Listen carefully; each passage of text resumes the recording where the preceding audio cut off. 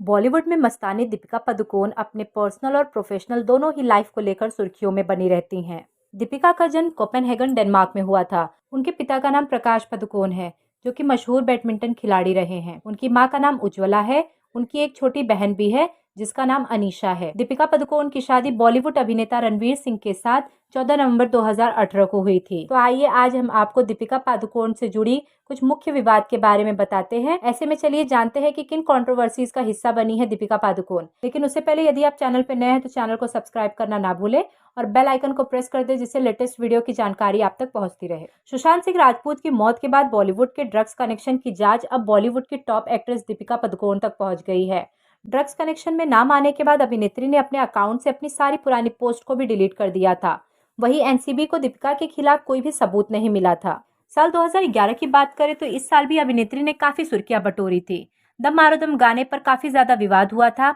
बता दें कि इस गाने के लिरिक्स को लेकर काफी विवाद उठा था, जिस पर दीपिका को कई आलोचनाओं का सामना करना पड़ा था। फिल्म पद्मावत में दीपिका के किरदार को लेकर काफी बड़ा विवाद हुआ था। वहीं कई शहर के लोगों ने दीपिका के फोटो पर आग भी लगा दी थी।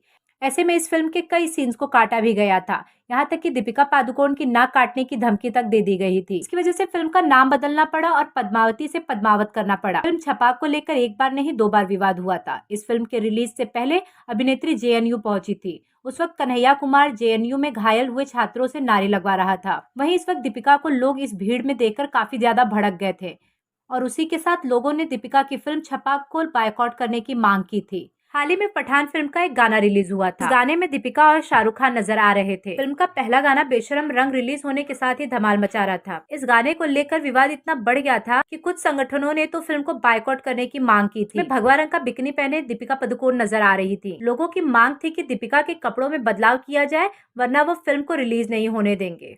आप तो जानते ही होंगे, कॉफी विद करण सीजन का कंट्रोवर्सी से पुराना नाता है। सीजन 8 का पहला एपिसोड ही अब लोगों के निशाने पर आ गया है। इसमें रणवीर सिंह और दीपिका पादुकोण करण जौहर के मेहमान बने थे। शो में करण सिलेब्स के निजी जीवन की बातें कुदेरते हैं। उन्होंने दीपिका और रणवीर से भी उनकी लव स्टोरी और पास्ट के बारे में बातें की।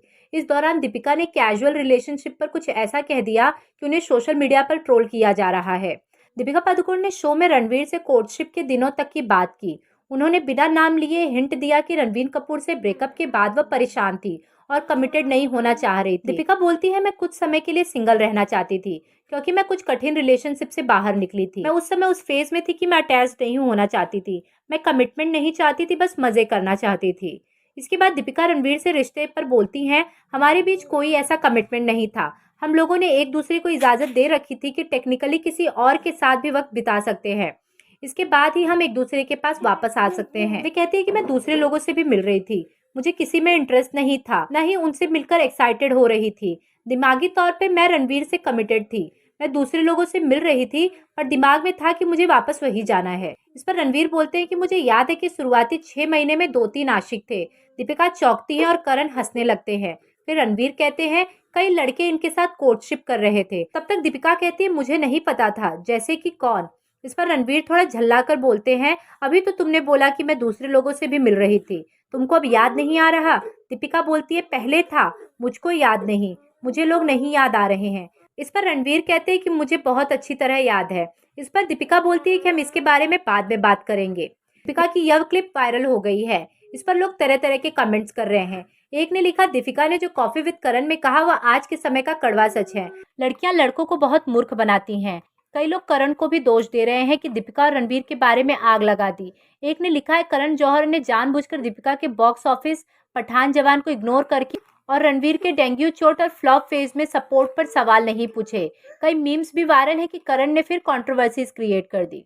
कुछ कमेंट्स दीपिका के सपोर्ट में भी हैं। एक यूजर ने यह लिखा है कि कोई यह क्यों नहीं समझ रहा है कि दीपिका ने कहा है कि जब तक रणवीर ने उसे प्रपोज नहीं किया था तब तक ऐसा था, वो दोनों ही किसी कमिटमेंट में नहीं थे।